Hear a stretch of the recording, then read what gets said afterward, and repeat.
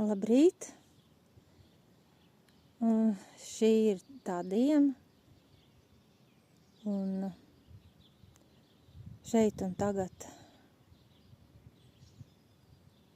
tu esi šajā vietā un brīdī, lai teiktu, lai slavētu, kas tad mums ir pats galvenais. Pats galvenais ir jāsaprot, ka mums ir dots laiks uz šo zemi, lai